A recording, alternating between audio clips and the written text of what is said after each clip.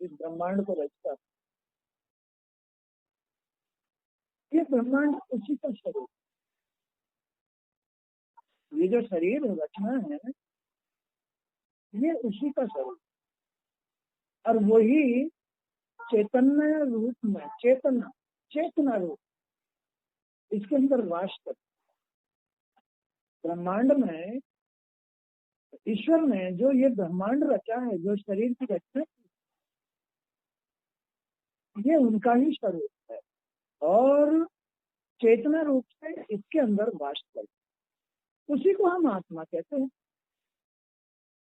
उसी को हम जीव भी कहते हैं। शरीर के अंदर, इस ब्रह्मांड के अंदर जो चेतना है वही जीव है। लेकिन ये जीव ऐसे कैसे लगता है कि मैं बुरा हो गया या ये बुरा हो आदमी? इसका मतलब है जीव का बुराइयों में आसक्त हो जाना,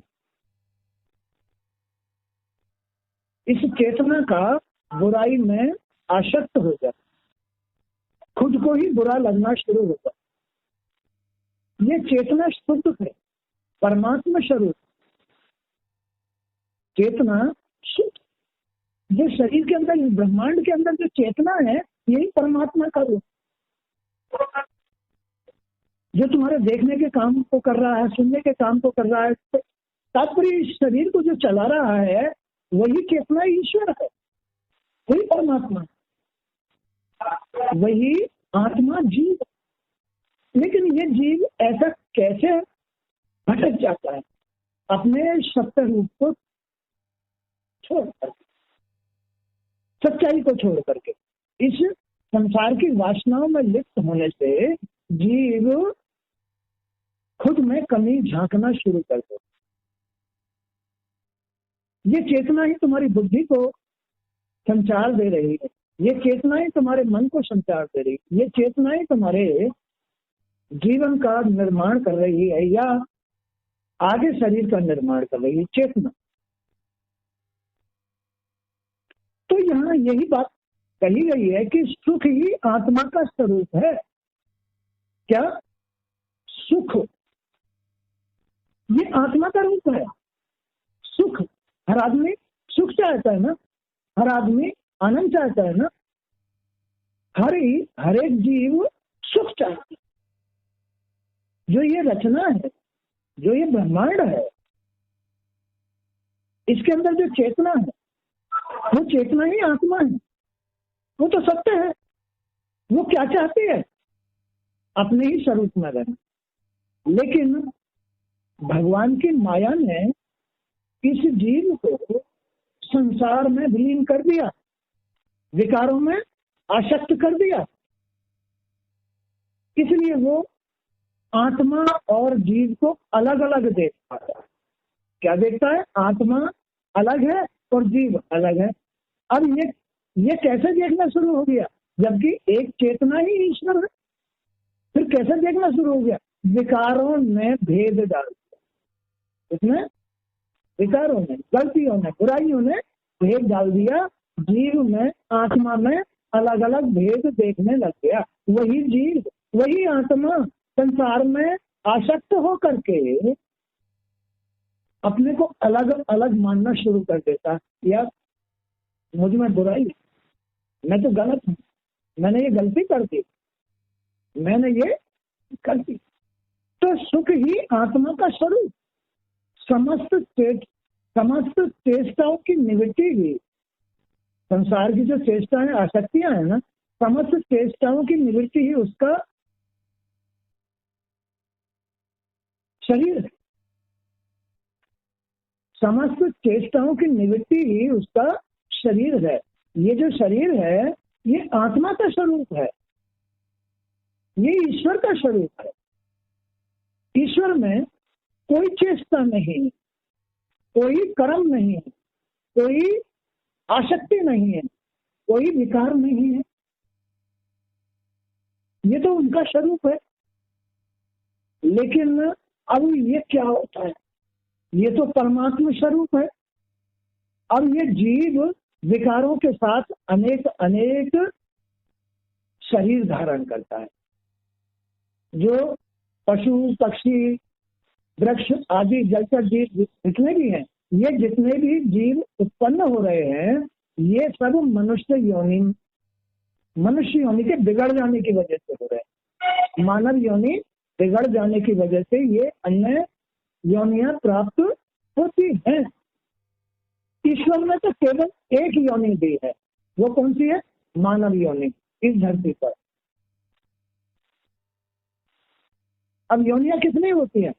मानव योनि, दानव योनि और देव योनि, ये योनियां होती हैं। लेकिन देव योनि से मानव योनि और मानव योनि से फिर दानव योनि और बहुत सारी योनियां, सब इसमें जो कर्म क्रियाएं होती हैं उनके अनुसार अदलती बदलती। तो यहाँ यही बात समझाइए कि सुख ही आत्मा का स्वरूप है। जो जीव चाहता है उसका रूप तो सुख ही है, वो तो सुख देने वाली है आत्मा से। लेकिन विकार गलतियां जो है वो क्या देने वाली है? दुख देने वाली, कमजोरी देने वाली, न्यूनता देने वाली, शरीर को कमजोर कर देती है, संसार में भ्रष्ट कर देती हैं, बुरा बना देती हैं, बुराइयां नष्ट करती। तो सुख ही आत्मा का स्वरूप है। समस्त चेष्टाओं की निवृत्ति ही उस आत्मा का शरीर है।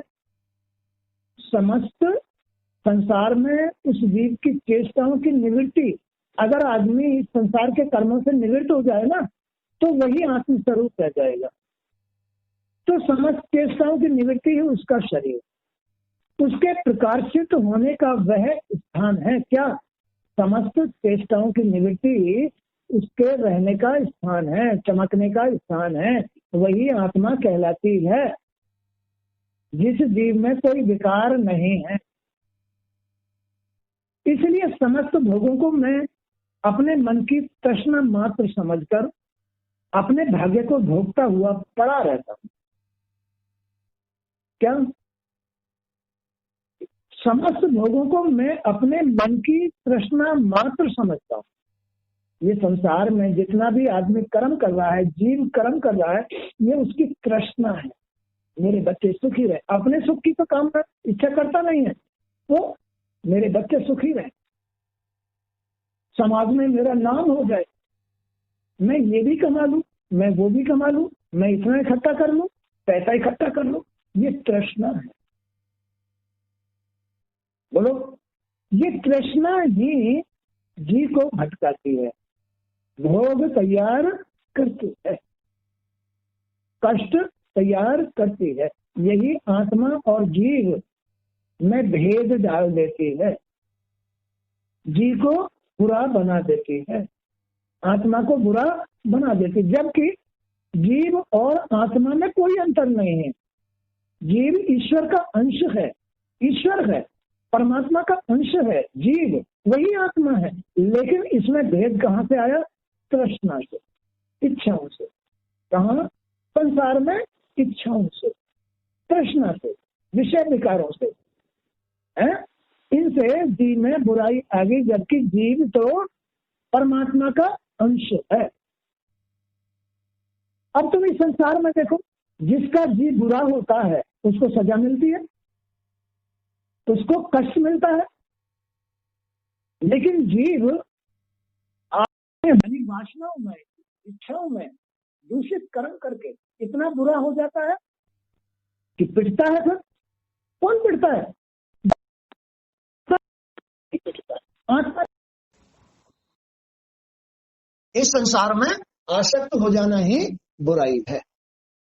ये जीव ही आत्मा है, ये जीव परमात्मा का अंश है, ये आत्मा परमात्मा का अंश है, यही चेतना है।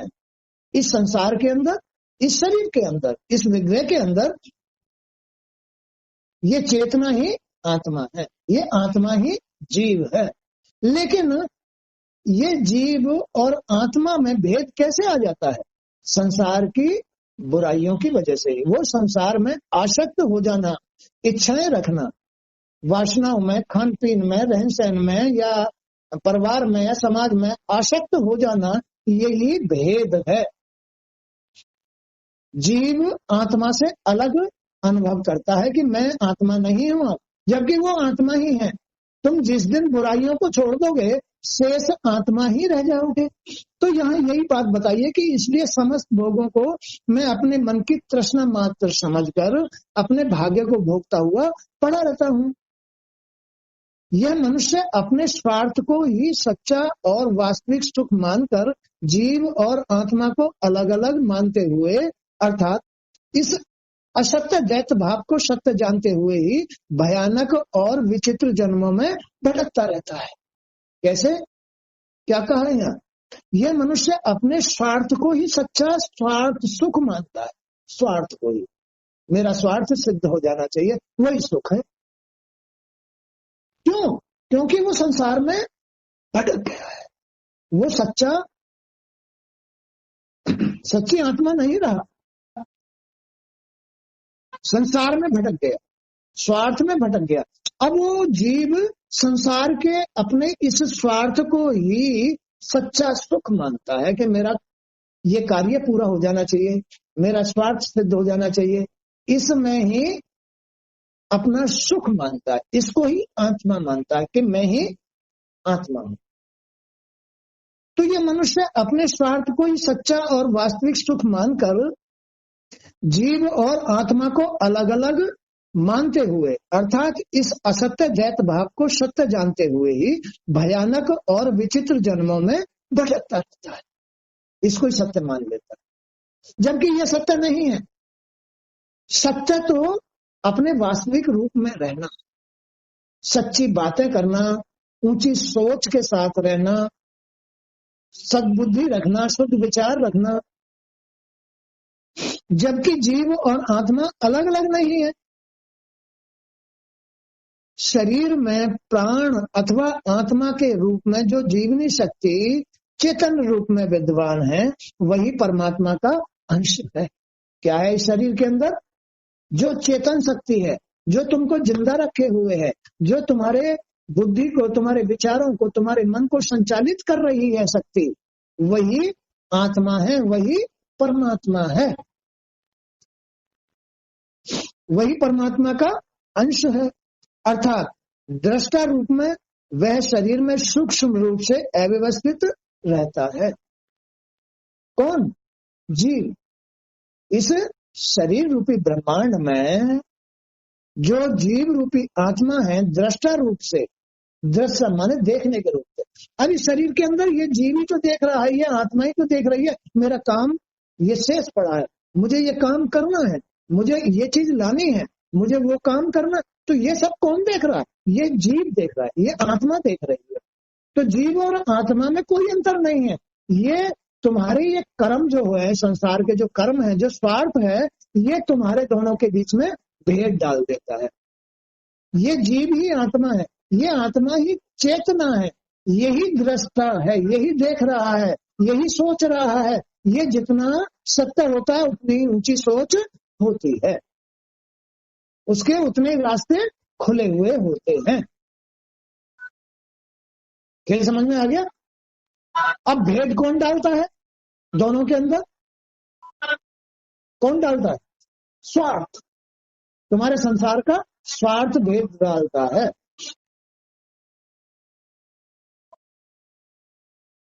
तो शरीर की समस्त क्रियाएं उसी के कारण संचालित होती है। इसके कारण चेतना के कारण, जीव से ही शरीर की सारी क्रियाएं संचालित हो रही है।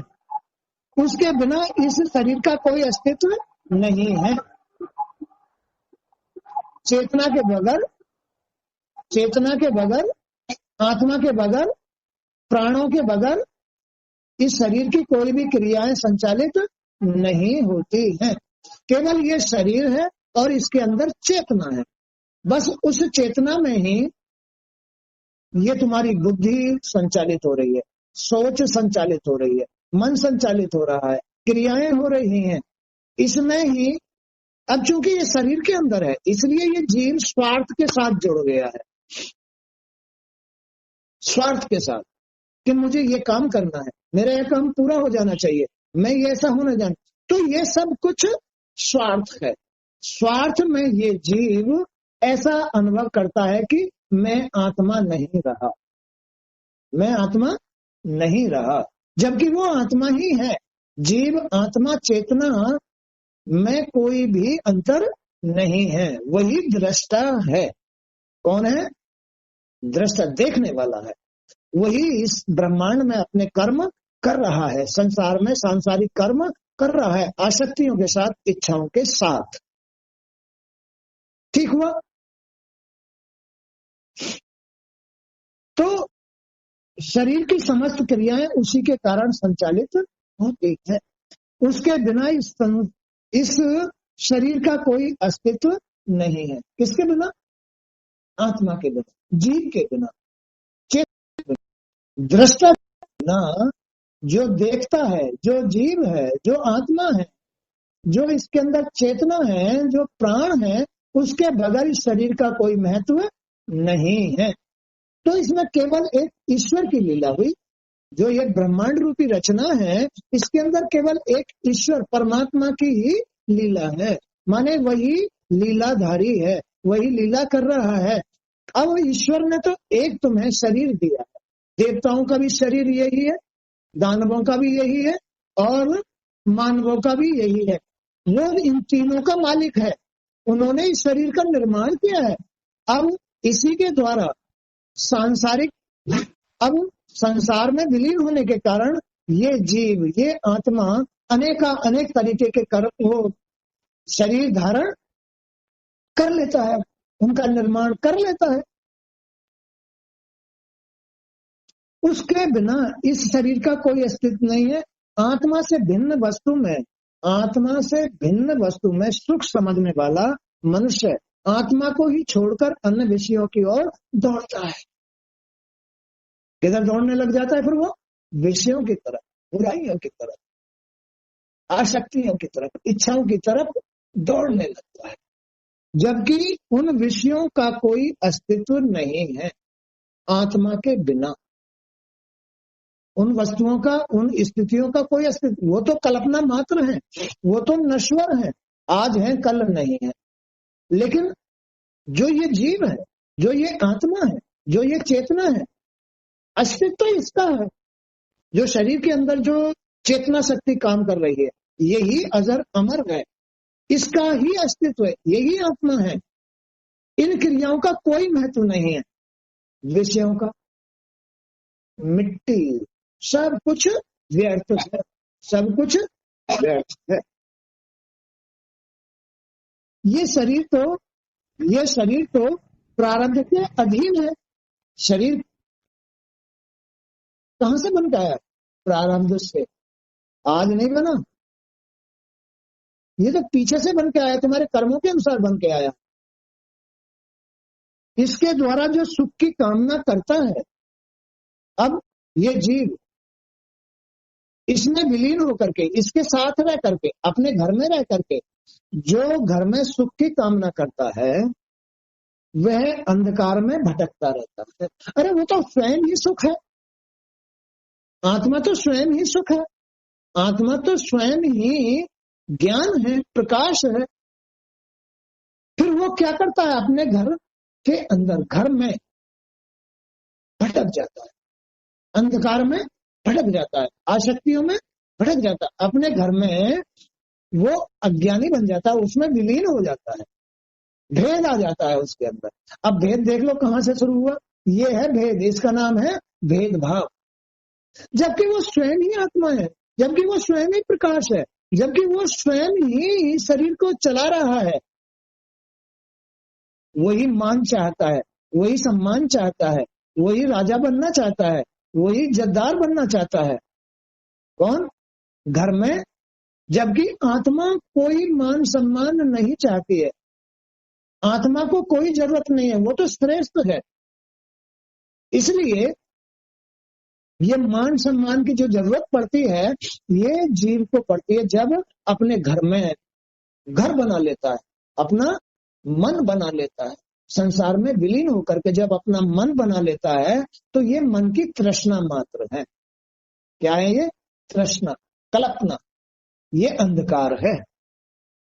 उसके द्वारा किए गए कर्म तब तक असफल होते रहते हैं जब तक आत्मा उन्हें सफल करना नहीं चाहती है। आत्मा, जब तक जीव अपने आत्म स्वरूप में नहीं आएगा तब तक उसके कर्म क्रियाओं का परिणाम उसके हित में नहीं होगा। जब तक जीव शुद्ध कर्म नहीं करेगा, जब तक जीव सच्चाई के साथ नहीं चलेगा, जब तक जीव नियम धर्म के साथ नहीं चलेगा, तब तक उनके जितने भी कर्म हैं वो सब असफल हैं। आत्मा ही उसके कार्यों को सफल करती है, या आत्मा का साथ लेकर के ही वो जीवन में सफल होता है। सच्चाई के साथ ही सफल होता है, बुराई के साथ सफल नहीं होता है। प्राय यह मनुष्य शारीरिक और मानसिक दुखों से आक्रांत रहता है। प्राय यह मनुष्य शरीर, ये जो शरीर किससे दुखी रहता है? ये रहता है मानसिक और मनोवृत्ति, जितने कर्म होते हैं, जितने मनोवृत्ति और सांसारिक मानसिक कर्म होते हैं, उनसे ही ये जीव दुखी रहता है। मनोवृत्ति और मानसिक जितने भी कर्म होते हैं, मनोवृत्ति, मन से जितने कर्म हो रहे हैं, क्योंकि उसने मन का निर्माण कर लिया ना जीव ने। भाई पहले जीव के पास में, जीव तो आत्मा है, वो तो चेतना है, वो मन नहीं था। अब तो वो चूंकि शरीर में घुस गया ना, तो मन बन गया। अब वो मनोवृत्ति से, मानसिक वृत्ति से जो कर्म करता है वही उसका दुख, शारीरिक कष्ट। समझ आई बात नहीं? वही उसका शारीरिक मानसिक कर्म ही जीव का भेद है। इस भेद में ही ये जीव अपने को आत्मा से अलग मानना शुरू कर देता है। उसमें भेद आ जाता है। जीव में क्या आ जाता है? प्राणों में क्या आ जाता है? भेद आ जाता है। केवल मन और मानसिक वृत्ति से जो कर्म करता है।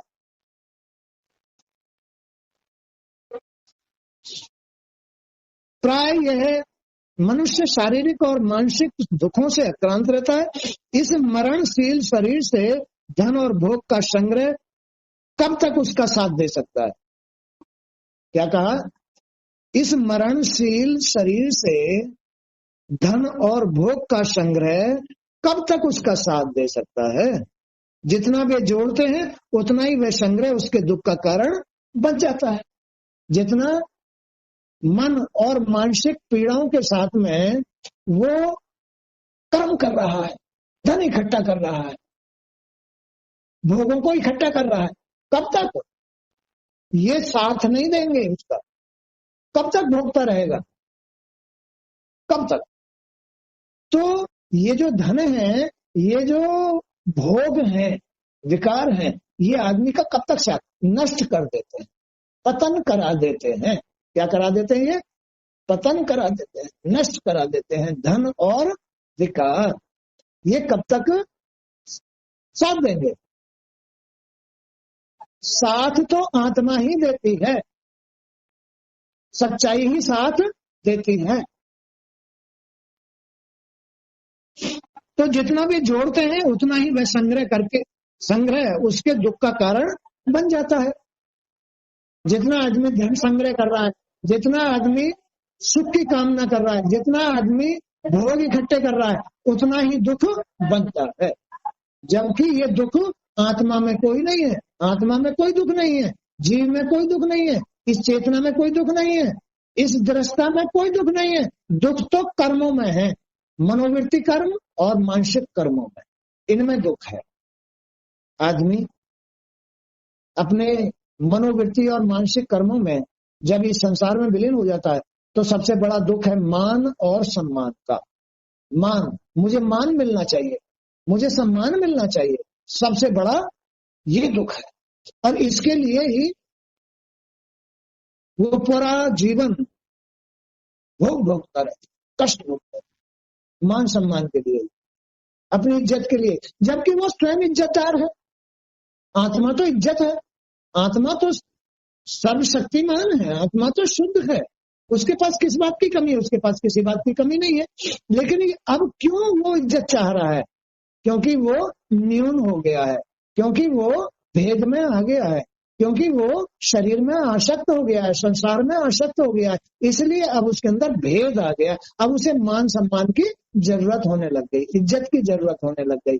अगर कोई आदमी उसको गाली दे दे तो वो उसको क्रोध आ जाएगा और नए नए तत्व पैदा होंगे। अब ये जीव की कुदशा हो जाती है, यही है जीव की कुदशा। क्या है ये? कुदशा है। अब जितना वो इस संसार में विलीन होकर के धन इकट्ठा करता है, भोग इकट्ठे करता है, वो उसका सुख नहीं है और उल्टा दुख बन जाता है।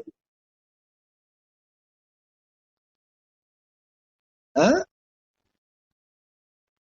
जितना वे जोड़ते हैं उतना ही वह संग्रह उसके दुख का कारण बन जाता है।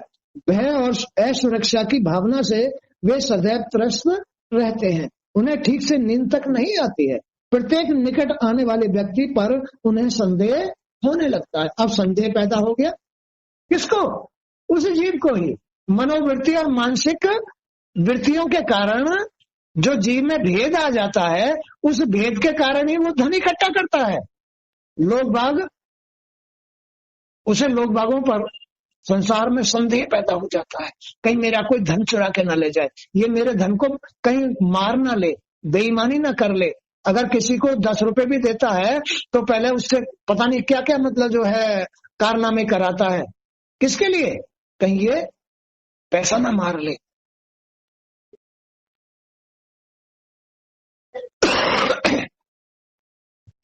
तो भय और असुरक्षा की भावना से वे सदैव त्रस्त रहते हैं, उन्हें ठीक से नींद तक नहीं आती। प्रत्येक निकट आने वाले व्यक्ति पर उन्हें संदेह होना शुरू हो जाता है।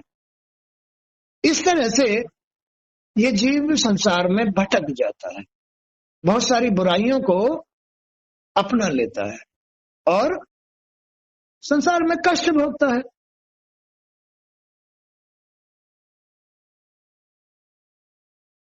तो सांसारिक जीव की ये कुदशा है। आत्मा तो परमात्मा का रूप है, सर्वशक्तिमान, सत्य है, सुखदायी, आनंददायी है। ये जीव मनोवृत्ति और मानसिक वृत्तियों के कारण संसार में विलीन होने से कष्ट में आ जाता है, सांसारिक इच्छाओं वासनाओं के साथ जुड़ करके। तो इस तरह से आज का सत्संग भी यहीं तक। जय श्री कृष्ण। गुरुदेव वासुदेव आपकी जय हो प्रभु।